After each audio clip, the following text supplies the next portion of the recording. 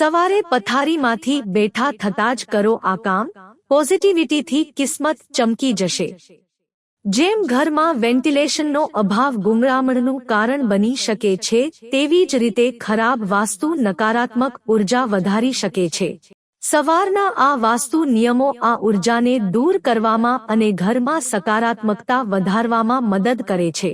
આપણે ઘણીવાર વિચારીએ છીએ કે આપણો દિવસ કેવો પસાર થાય છે તે આપણા નસીબ પર આધાર રાખે છે। જો કે વાસ્તુશાસ્ત્ર માને છે કે આપણા દિવસની સફળતા આપણે આપણી સવાર કેવી રીતે શરૂ કરીએ છીએ તેના પર નિર્ભર છે।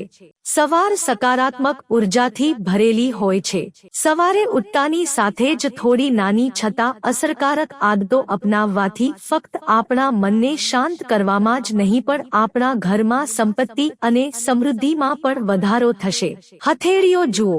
જાગ્યા પછી તમારે સૌથી પહેલા તમારા હાથ એકબીજા સાથે જોડાયેલા જોવા જોઈએ, અન્ય કોઈ વસ્તુ કે વ્યક્તિ તરફ જોવા કરતા। શાસ્ત્રોમાં જણાવાયું છે કે હથેળીના આગળના ભાગમાં લક્ષ્મી, મધ્યમાં સરસ્વતી અને તળિયે ભગવાન ગોવિંદ, વિષ્ણુ રહે છે। સવારે વહેલા ઉઠીને તમારા હાથને જોવું અને પછી તેને તમારા ચહેરા પર ઘસવું શુભ છે। સવારે વહેલા ઉઠીને તેલના વાસણો, સોય અને દોરા જોવાનું ટાળો।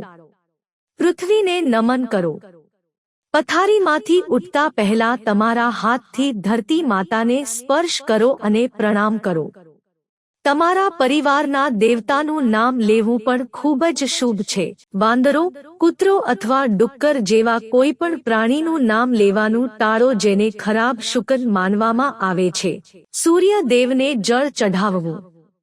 સ્નાન કર્યા પછી તાંબાના વાસણમાંથી સૂર્યને જળ ચઢાવવાથી તમારો આત્મવિશ્વાસ વધે છે। વધુમાં 10 થી 15 મિનિટ ધ્યાન અથવા યોગ કરવાથી તમારા શરીરને ઉર્જા મળે છે। સૂર્યોદય પહેલા જાગવાના ફાયદા। વાસ્તુ અનુસાર સૂર્યોદય પછી સૂવાથી ઘરમાં ગરીબી આવે છે અને સ્વાસ્થ્ય પર નકારાત્મક અસર પડે છે। જે વ્યક્તિ સૂર્યના પ્રથમ કિરણો પહેલા જાગી જાય છે તેને કુદરતી રીતે મહત્વની ઉર્જા મળે છે। આનાથી આળસ દૂર થાય છે અને બુદ્ધિ તેજ બને છે।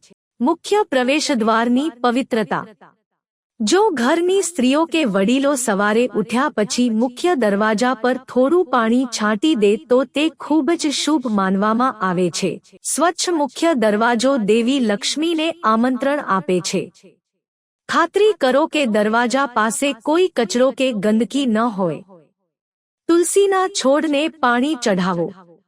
તુલસીના છોડને પાણી ચઢાવવાથી અને તેની પરિક્રમા કરવાથી ઘરના ઝઘડા શાંત થાય છે। સવારે ક્યારેય કોઈનું ખરાબ ન બોલો કે ગુસ્સો ન કરો। દિવસ સુખદ રહે તે માટે તમારી વાણી મીઠી રાખો।